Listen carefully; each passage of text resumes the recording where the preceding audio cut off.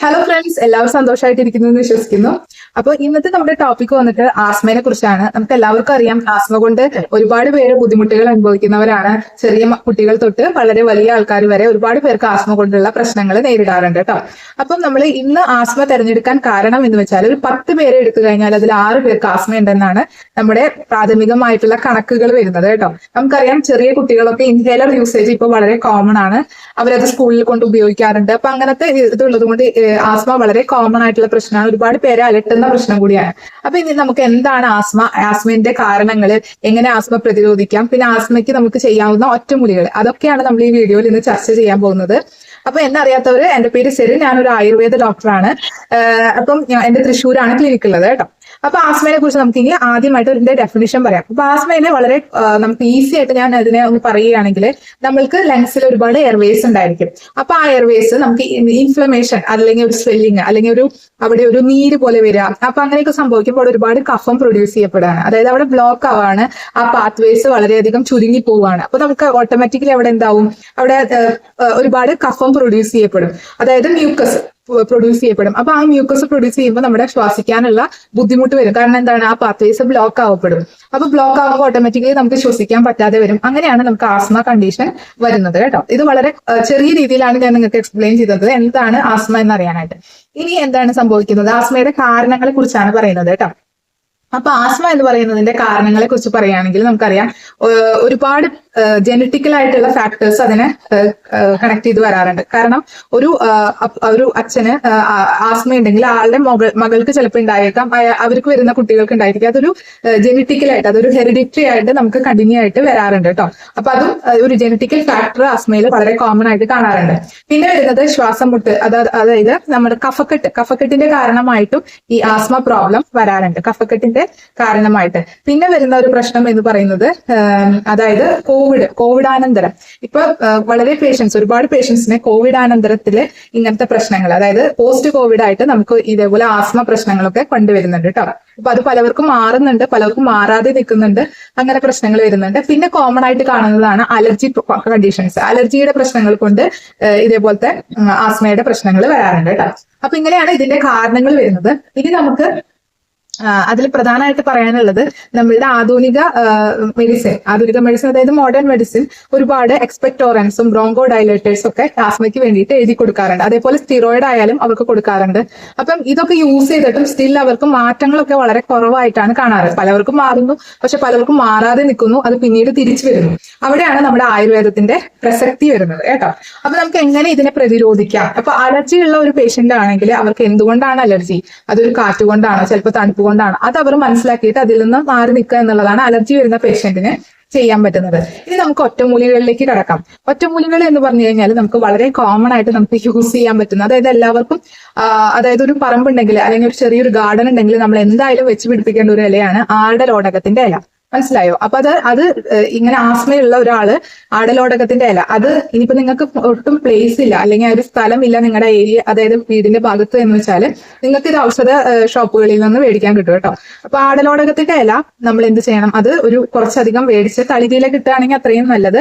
അല്ല സാധാ ഇലയായാലും കുഴപ്പമില്ല. അത് നമ്മൾ ഉണക്കി പൊടിച്ച്, അപ്പൊ ഉണക്കുമ്പോൾ നമ്മൾ എപ്പോഴും ഡയറക്റ്റ് സൺലൈറ്റിൽ വെക്കാതെ നമ്മുടെ വീട്ടില് തന്നെ, എന്താ പറയാ, ഷെയ്ഡിൽ തന്നെ ഉണക്കാൻ ശ്രമിക്കുക കേട്ടോ. അപ്പൊ അങ്ങനെ ഉണക്കി അത് പൊടിച്ച് നല്ല രീതിയിൽ പൊടിച്ച് ഒരു പൗഡർ, ഒരു ചൂർണത്തിന്റെ രൂപമാക്കിയിട്ട് നമ്മൾ അതൊരു എയർ ടൈറ്റ് കണ്ടെയ്നറിൽ എടുത്തു വെക്കുക. അങ്ങനെയാണെങ്കിൽ കുട്ടികളായാലും മുതിർന്നവരായാലും അവർക്കത് തേനിൽ ചാലിച്ചിട്ട് 1 ടീസ്പൂൺ വീതം ഭക്ഷണശേഷം കൊടുക്കാം 3 നേരം. അപ്പൊ അത് വളരെ ബെസ്റ്റ് ആണ്.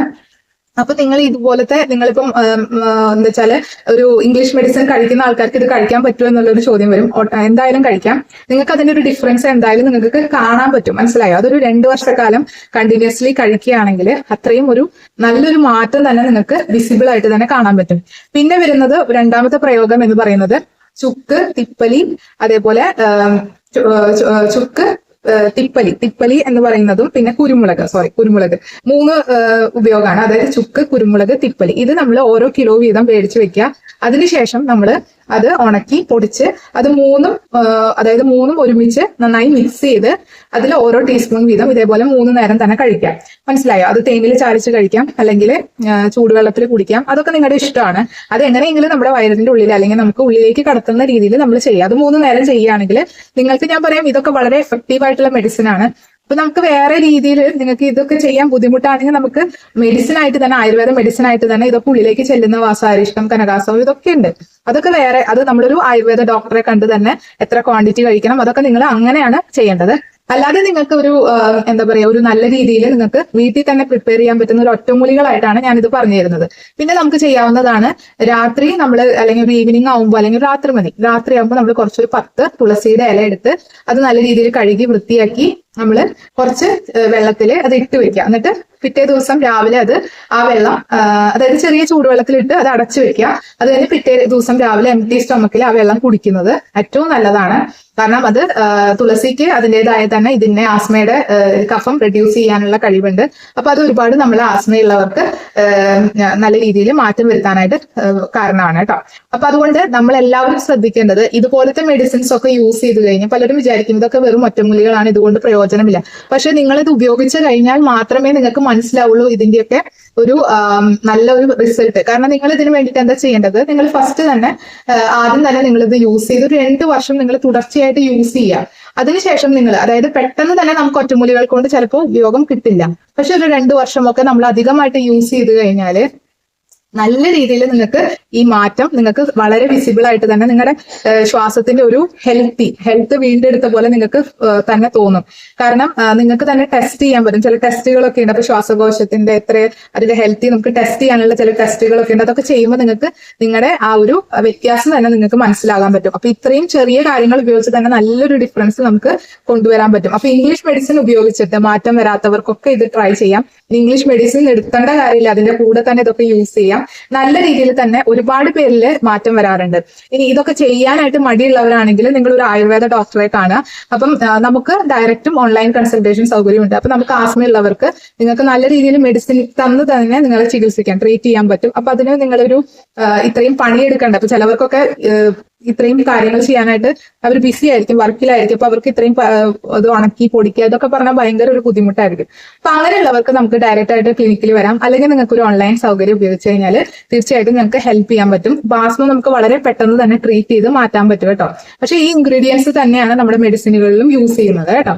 അപ്പൊ അത് ക്വാണ്ടിറ്റി ഒക്കെ കറക്റ്റ് ആയിട്ട് നമ്മൾ ഒരു വൈദ്യനോട് ചോദിച്ചതിന് ശേഷം മാത്രമേ അത് നിങ്ങൾ ഉപയോഗിക്കാൻ പാടുള്ളൂ കേട്ടോ.